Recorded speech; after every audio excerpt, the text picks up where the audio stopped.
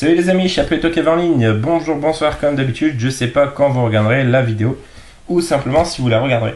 Donc on se retrouve une nouvelle fois pour un sabrette pour le chap. Alors je sais plus c'est numéro combien. Voilà, alors il y avait un excellent vide-grenier en termes d'exposants. Il a annoncé 1000 exposants, on devait pas en être loin. D'ailleurs on n'a pas tout fait, il devait rester une grande allée je pense. Je n'ai pas trouvé énormément de trucs dedans, comme quoi c'est pas le nombre d'exposants qui fait la qualité du vide-grenier. Et deux petits odds ce matin où il y avait en tout et pour tout, je dirais, les 150 exposants sur les deux. Malgré tout, j'ai quand même trouvé quelques petits trucs vachement sympas, donc on va commencer tout de suite. Avant de partir sur l'univers film, on va commencer par une série. Alors c'est une série que ma petite femme est très fan. Elle veut récupérer l'intégrale des saisons. Et là, mine de rien, je vais trouver un coffret avec l'intégrale des deux premières pour 3 € et je trouve que ce coffret-là, l'édition n'est pas courante.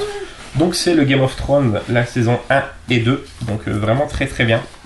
Donc je vous montre ça se présente comme ça, donc c'est du digipack. Et voilà, donc avec à chaque fois une illustration de différents personnages. Là je sais que c'est Daenerys je pense. Là je pense que c'est le roi, je sais plus son nom. C'est pas Jon Snow, c'est le roi, je sais plus comment il s'appelle. Pour la petite pause, j'ai regardé, je me suis renseigné, donc c'est le roi Ned Stark, joué par l'excellent Sean Bean, qui joue entre autres Boromir dans la saga Seigneur des Anneaux. Et donc, la saison 3, voilà, bon, l'édition plus classique, hein, avec vraiment beaucoup de DVD, plein de bonus sur chaque DVD en plus, donc ça c'est vraiment cool. Et le petit livret qui fait office de poster également.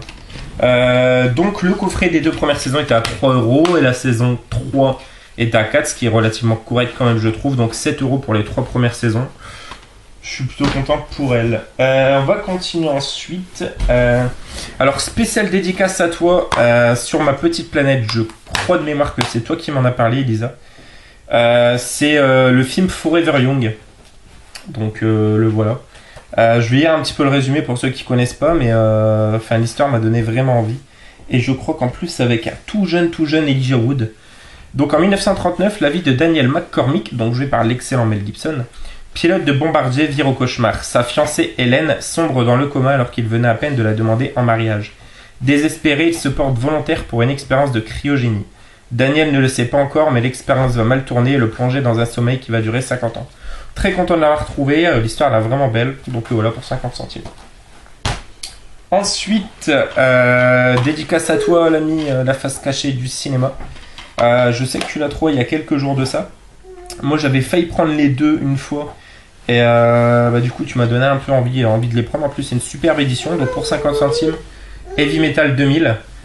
Donc ça a l'air complètement barré, hein, c'est de l'animé. Donc avis aux fans de SF hardcore et d'Heroic Fantasy, aux beatniks cybernétiques, aux chantres de la contre-culture, amateurs de trip planant, l'âme de heavy metal est de retour. Sous les traits de la plantureuse Julie Strain, égérie du cinéma hollywoodien de série Z, pin-up trash et dominatrice, et sous le doux fracas des décibels hard rock, Billy Idol et la voix de Odin. Donc vraiment stylé. Ensuite, chopé pour 50 centimes, très content également, hein, je l'avais il y a longtemps mais je ne l'avais plus.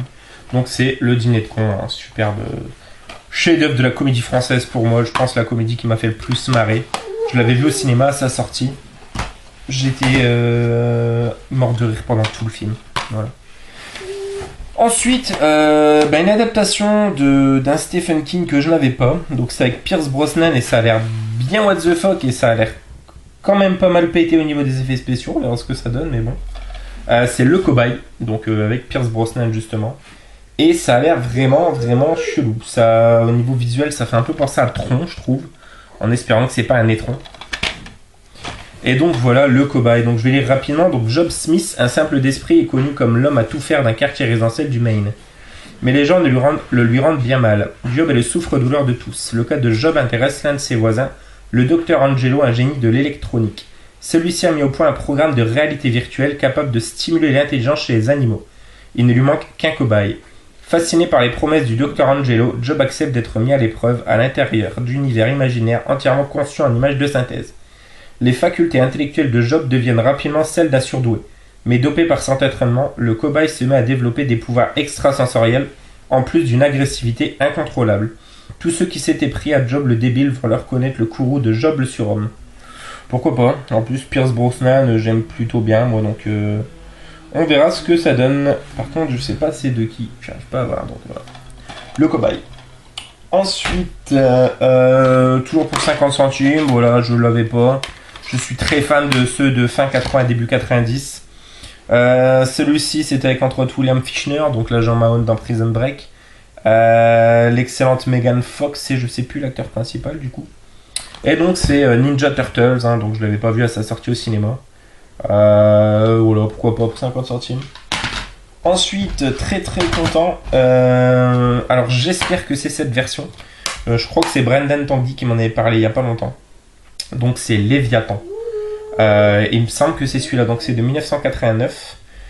Quand l'équipage de la mine numéro 7, une station de forage immergée à 3500 mètres du fond au large de la Floride, découvre l'épave du Léviathan, un vaisseau russe disparu, ils en ramènent quelques souvenirs dans une bouteille de vodka. En ouvrant celle-ci, ils vont donner naissance à un terrible fléau qui les décimera un par un. Ça a l'air vraiment vraiment bon. Donc on verra. Léviathan. Et on passe sur quelques petits films d'horreur. Donc, horreur fantastique dira-t-on. Alors ce film, je l'ai en édition ultra collector en DVD. J'ai une édition russe. Parce que l'année où je suis allé en Russie, je l'ai ramené de Russie. D'ailleurs, je vous présenterai ma collection Tim Burton bientôt. Et je suis très content de choper cette édition pour 2 €. Elle est vraiment magnifique. C'est édition Blu-ray DVD. Voilà. Donc on a la primeur d'un livret vachement cool. Je crois que c'est une édition qui était à 8-9 €, il me semble, il y a quelques mois à Noz, si j'ai bonne mémoire de certains m'ayant rapporté ça. Et donc voilà, vraiment vraiment très content. C'est une édition qui va faire bien bel effet dans la vitrine. Voilà. Ensuite, il y a quelques jours de ça, je me suis trouvé le film français J'aimerais pas crever un dimanche, traitant plus ou moins de la nécrophilie. Hein, un agent de morgue va trouver une femme plutôt séduisante, une morte plutôt séduisante. Il va tenter de la ramener en vie en lui faisant l'amour, donc ça a l'air bien barré. Et j'ai trouvé le film qui est vendu en coffret avec, que j'avais sur l'ordinateur il y a quelques temps.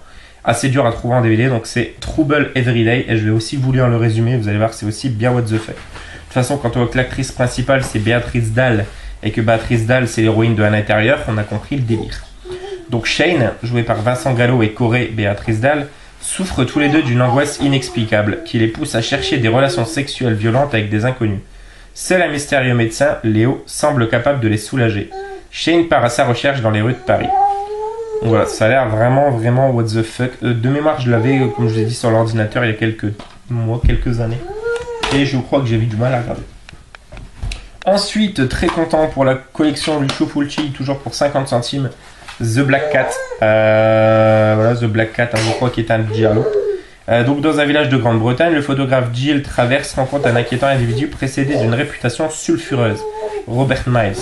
Passionné de sciences occultes, Miles hante les cimetières et lieux de sépulture. Communiquant avec l'au-delà par l'intermédiaire d'un chat noir dont les apparitions constituent autant de rencontres mortelles, alerté par une cascade de morts violentes.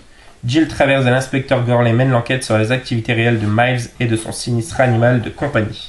C'est vraiment cool. Et pour terminer, 2 très très belles éditions à 50 centimes pièce chez Neo Publishing avec Fourreau. Donc nous avons Le Manoir de la Terreur, film de Andrea Bianchi. Donc invité à passer le week-end dans la demeure campagnarde d'un riche industriel, 3 couples sont sur le point de connaître l'enfer. Des créatures assoiffées de chair humaine réveillées par un professeur féru de fouilles archéologiques hantent la propriété. Toutes dents dehors, leur seul but est de dévorer la chair des vivants. Alors que la pénombre s'installe pour une nuit de terreur, le carnage peut commencer. Voilà, Le Manoir de la Terreur. Et avec une bien belle jaquette dont nous gratifient souvent les éditions Neo Publishing, donc bien rétro. Donc voilà, le premier et le second, donc toujours pour 50 centimes. Film de Ruggero Deodato, donc réalisateur de Cannibal Holocaust, entre autres. La Casa Sperduta nel Parco, donc la maison au fond du parc, la torture une jouissance, la violence un plaisir. Donc voilà. Et quand on regarde bien sur le fourreau, si je dis pas de bêtises, ce gars-là, c'est Krug dans La Dernière Maison sur la gauche, l'original de Wes Craven. La dernière maison sur la gauche ou non, la dernière maison sur la gauche. Donc voilà, Alex et Ricky vivent et travaillent dans un garage. Ils s'y préparent et trafiquent des voitures volées. La nuit tombée, il leur arrive de s'adonner à un autre genre d'activité, le viol jusqu'au meurtre de jeunes femmes qui ont le malheur de croiser leur chemin. Un jour, ils réparent le véhicule de jeunes gens qui, pour les remercier, les invitent à une soirée dans une maison isolée au fond d'un parc. S'ensuit une soirée où se succèdent viols, tortures et meurtres en tout genre. Une hécatombe où les victimes ne sont pas celles que l'on croit. Miam miam. Bah, ça a l'air déjà de faire bien justement la dernière maison sur la gauche dans le délire. Hein. Donc j'ai hâte de voir celui-ci. Et la jaquette, pareil, hein, rétro. La Casa Perduta nel Parco. Donc voilà, avec la même sérigraphie. Et donc on va terminer sur quelque chose de très lourd. Dédicace à toi Tom, si tu me regardes, les amis. Vous savez qu'il y a un film dont on parle énormément tous sur le groupe.